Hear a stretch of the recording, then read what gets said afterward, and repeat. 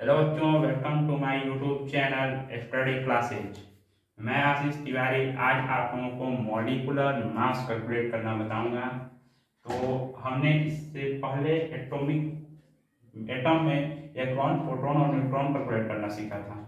ठीक, तो ये देखिए एक एटम है। तो जिस तरह से एटम का एटॉमिक मास रख सकते हैं, क्योंकि ये तो नियमित है 118 है, तो इसका हम याद कर सकते हैं। बट लाखों मॉलिक्यूल हैं, तो इनका तो हम मॉलिक्यूलर मास याद कर नहीं सकते। तो इसके लिए हम कैलकुलेट करते हैं इनका। ठीक, तो ये देखिए ये एटम है, तो इस तरह से एक एटम है। एटम से एटम का मास हम याद रख सकते हैं। ये मॉलिक्यूल है, तो मॉलिक्यूल हो सकता है कि 3 एटम हो, 4 एटम हो, 3 परमाणु हो, 4 परमाणु हो, अनंत परमाणु भी हो सकते हैं। तो इसके लिए हम फॉर्मूले का यूज करते हैं। ठीक, तो ये मॉलिक्यूल का हम मास कैलकुलेट करना देखेंगे। तो आज स्टार्ट करते हैं वीडियो को। ये देखिए ये मॉलिक्यूल है। इस तरह से मान लीजिए कि ये एक मॉलिक्यूल है, तो इसमें अलग अलग एटम है। ये पहले ऊपर लीड है, यानी कि शीशा है, इसके अंदर प्लास्टिक है, वाटर का जो है एटम है। तो इनका हम मॉलिक्यूल ज्ञात करेंगे। तो देखिए किस तरह से हम ज्ञात करते हैं। मान लीजिए कि हमने इसमें HCl लिया, HCl। तो HCl में एक हाइड्रोजन के एटम होंगे और एक क्लोरीन का एटम होगा। तो हाइड्रोजन का एटॉमिक मास तो हमें पता है कि हाइड्रोजन का एटॉमिक मास कितना होता है 1, और क्लोरीन का 35.5। तो इसमें तो केवल एक एक परमाणु है, तो इसमें हम जोड़ सकते हैं। सिंपल है कि हम जोड़ देंगे तो दोनों का एटॉमिक मास निकल जाएगा। अगर एक आम हमारे पास है और वो 100 ग्राम का है, तो 2 आम होंगे तो 20, तो 200 ग्राम के होंगे। इसी तरह हम इन दोनों को जोड़ देंगे, सिंपल सा है। तो हमारे पास मिल जाएगा 36.5। तो ये हो जाएगा। बट अगर यहीं पे हो कोई CaCO3, ठीक, तो CaCO3 इसमें 3 हाइड्रोजन है, ऑक्सीजन है। तो हम इसका किस तरह से कैलकुलेट करेंगे, ये सब हम आज देखेंगे। तो हम वीडियो को, तो बच्चों हम कैल्शियम कार्बोनेट का मॉलिक्यूलर मास कैलकुलेट करना देखेंगे। देखिए स्टार्ट करते हैं। कैल्शियम का एटॉमिक मास कितना होता है बच्चों 40 पता है हमें। कार्बन का कितना होता है 12, और ऑक्सीजन का 16। ठीक, तो अब हम इसकी सहायता से इस पूरे मॉलिक्यूल का मास करेंगे। अगर हमने माना कि कैल्शियम 1 है, ठीक, कार्बन भी यहाँ पे दिया हुआ है कि 1 है,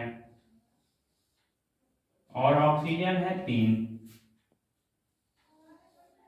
ये ऑक्सीजन हो गए 3। तो अगर हम कैल्शियम का वेट, कार्बन का वेट और तीनों ऑक्सीजन का वेट जोड़ दें, तो इस पूरे मॉलिक्यूल का हमें वेट पता चल जाएगा, यानी पूरे मॉलिक्यूल का मास पता चल जाएगा। तो हम यही फॉर्मूला अपनाएंगे। देखिए किस तरह से। कैल्शियम हमारे पास 1 है, तो हम कर देंगे 40 इंटू 1 प्लस कार्बन जो है हमारे पास 1 है, तो हम करेंगे 12 इंटू 1। अब हम ऑक्सीजन का जोड़ेंगे, तो ऑक्सीजन हमारे पास 3 है, तो ऑक्सीजन को 3 कर देंगे। हमें मिल जाएगा 40 प्लस 12 और प्लस 48। ठीक, तो 40 क्या मिल जाएगा यहाँ पे। अगर हम इन तीनों को जोड़ेंगे तो हमें कितना मिलेगा, मिलेगा हमें 100। और इसका जो यूनिट होता है, जो एसआई यूनिट होता है, वो होता है एटॉमिक मास यूनिट, जिसे हम शॉर्ट फॉर्म में AMP यू भी लिखते हैं। इसका मतलब होता है ए फॉर एटॉमिक,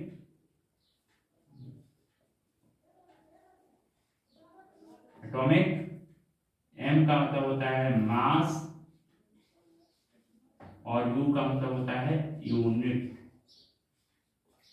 ओके, तो हम इसे नोट करते हैं। तो हमें पता चला कैल्शियम कार्बोनेट का जो होता है 100 होता है। इस तरह हम और भी का निकाल सकते हैं, बहुत सारे होते हैं। तो हम और भी एग्जाम्पल कर लेते हैं ताकि आप लोग रिवीजन हो जाए।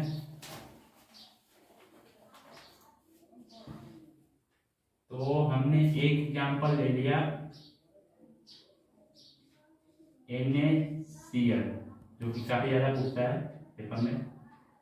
तो Na यानी सोडियम और Cl यानी क्लोरीन। तो Na का हम एटॉमिक मास देखेंगे। तो Na का क्या होता है, यानी सोडियम का 23 और क्लोरीन का 35.5। तो Na प्लस Cl यानी 23 इंटू 1 प्लस 35.5 इंटू 1। तो हमें क्या मिलेगा यहाँ से, अगर हम इसको कैलकुलेट करेंगे तो 58.5 एटॉमिक मास यूनिट। ओके, एक तो हम इसमें अब दूसरा एग्जांपल लेते हैं। बच्चों अब हम एग्जांपल लेंगे H2SO4 का, सल्फ्यूरिक एसिड का, जो कि काफी इंपॉर्टेंट है 10th क्लास सिलेबस के लिए, क्योंकि 10th क्लास के सिलेबस में अधिकांश फिजिकल केमिस्ट्री के हैं, ऑर्गेनिक और इनऑर्गेनिक के एक चैप्टर है। तो फिजिकल केमिस्ट्री में और H2SO4 काफी बढ़िया क्वेश्चन होता है। तो H2SO4 का हम कैलकुलेट करना देख लेते हैं। H2SO4, ओके, तो इसका हम कैलकुलेट कर लेते हैं।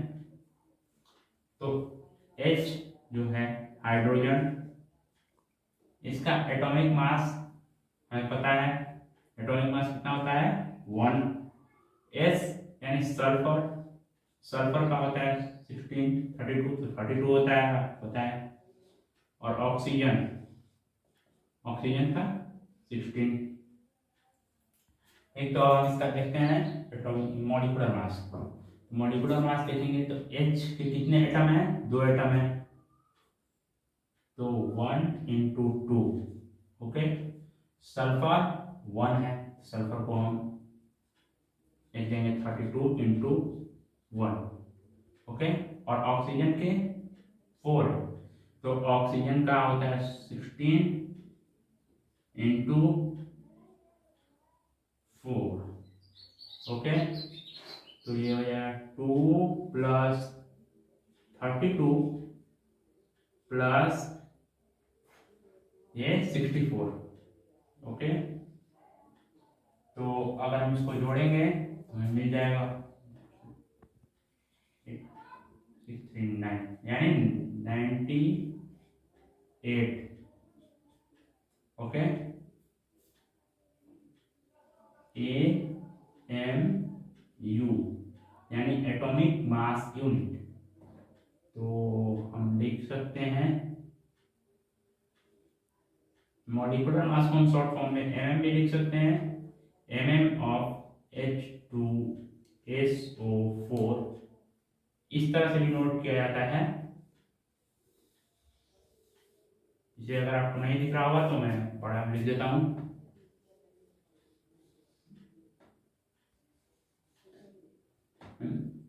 of H2SO4 is 98